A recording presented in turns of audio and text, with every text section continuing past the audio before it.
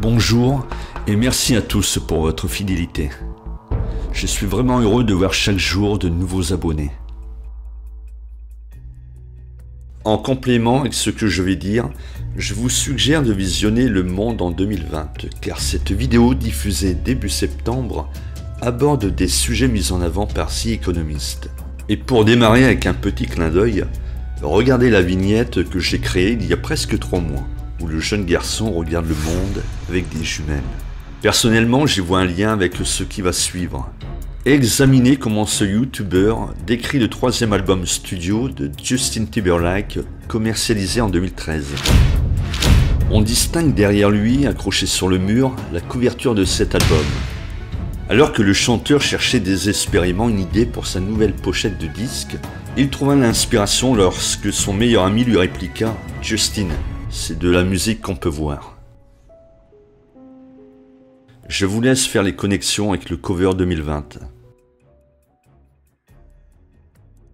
Et pour ceux qui s'en souviennent, l'année dernière j'ai fait l'objet d'une synchronicité troublante avec la couverture de l'édition spéciale de 2019.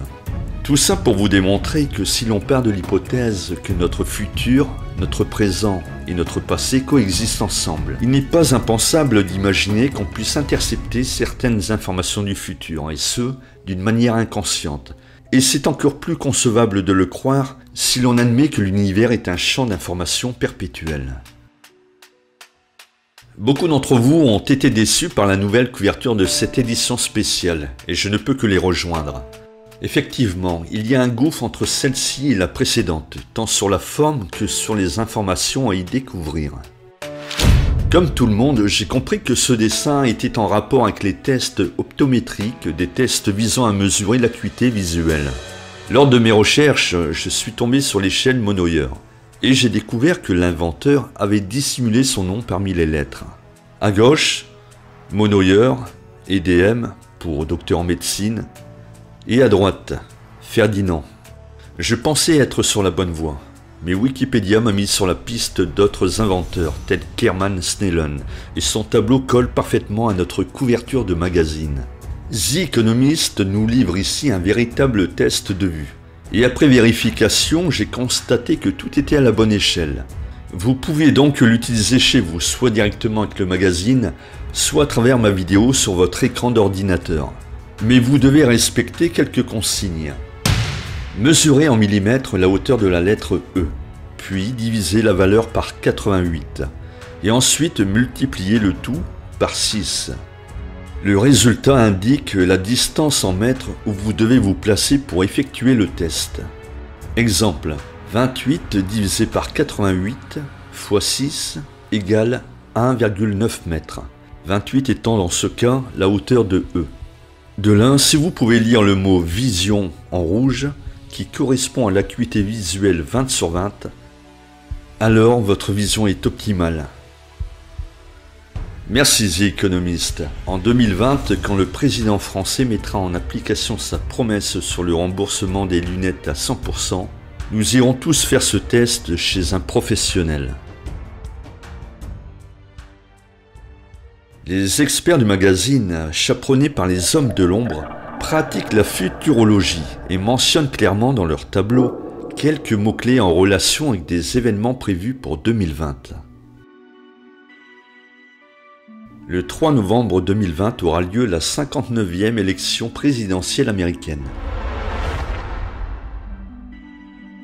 L'Union européenne a donné son feu vert pour accorder un report de la date de sortie du Royaume-Uni jusqu'au 31 janvier 2020. L'intelligence artificielle est devenue un thème récurrent. C'est l'axe central de notre avenir. En 2016, l'intelligence artificielle avait prévu la victoire de Donald Trump 10 jours avant le scrutin. D'après The Economist pour 2020, l'IA nous prédit sa défaite, mais ce n'est pas mon intuition.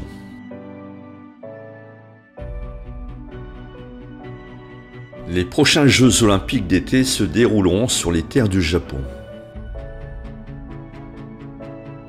L'année prochaine, la NASA lancera entre le 17 juillet et le 5 août une nouvelle mission d'exploration de Mars avec son rover.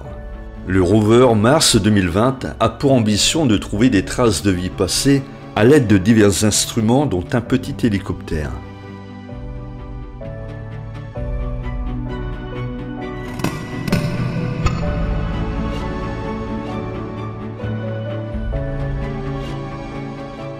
En 2020, la COP 15 se tiendra en Chine.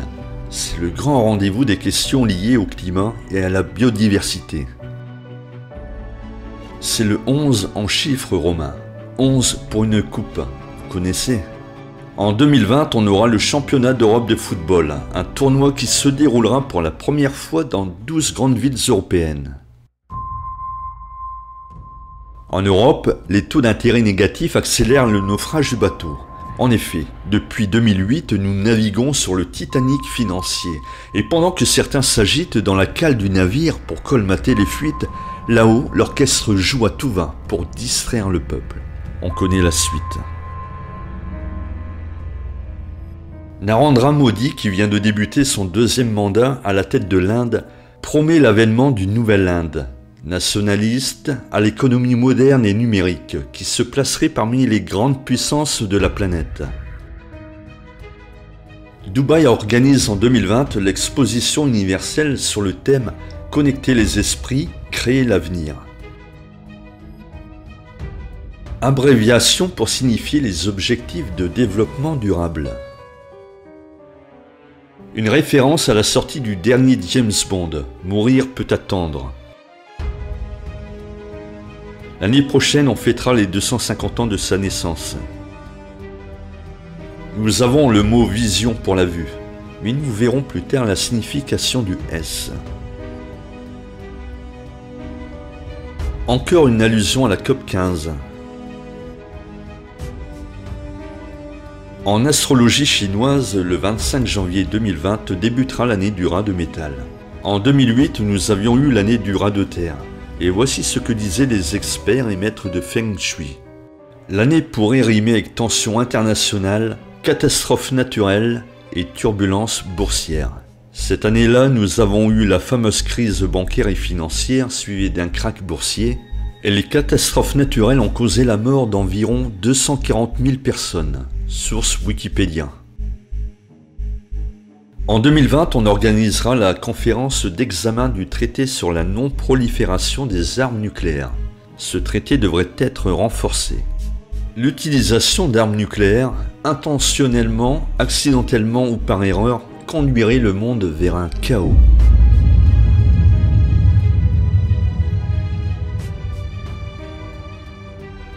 Elizabeth Warren vise la place de Trump et monte dans les sondages.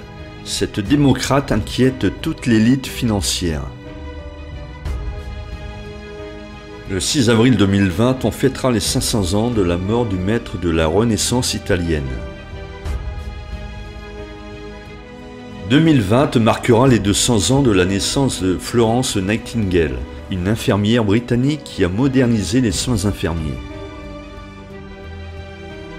En 2020, d'après le magazine, la Russie pourrait une nouvelle fois menacer le bon déroulement des élections américaines, avec cette fois-ci l'intervention de la Chine et de l'Iran.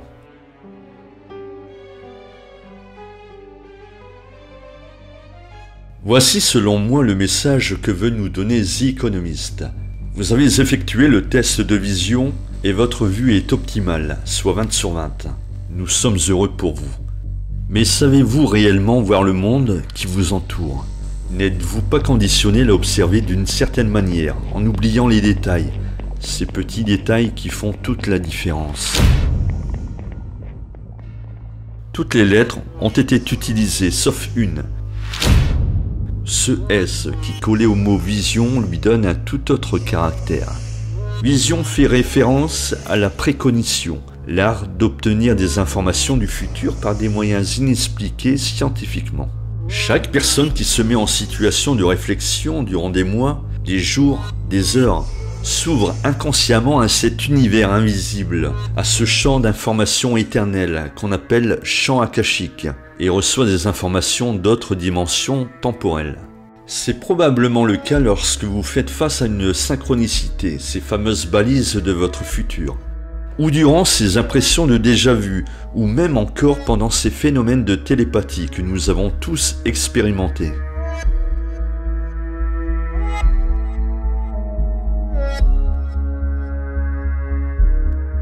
Hormis la question du contact avec les voyageurs du temps, un sujet de science-fiction qui me sert de point d'appui pour mes vidéos d'anticipation, cela pourrait expliquer comment les intervenants du magazine The Economist ont pu faire sans s'en rendre compte certaines prédictions troublantes.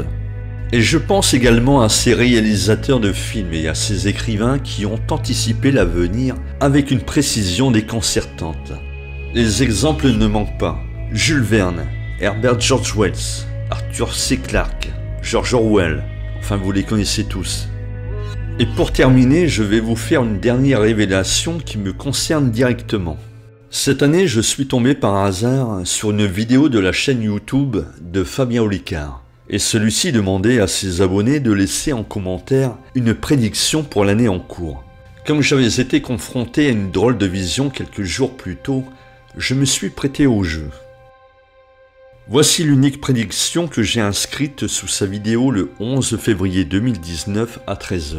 Et mon commentaire ne porte pas la mention « modifié ». Vous pouvez chercher ou contacter Fabien qui vous confirmera mes dires. De plus, j'ai pris la précaution de laisser une preuve sur un compte Twitter que je n'utilise pas, car un tweet ne peut pas être antidaté.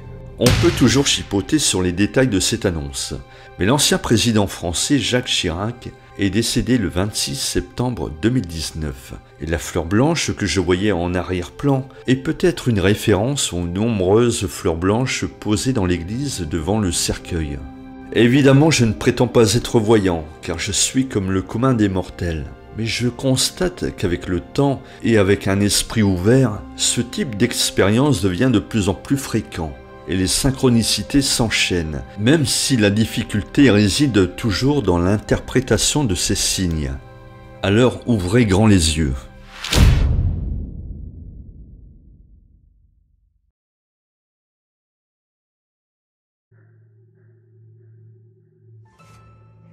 Pour rester en contact avec moi, abonnez-vous.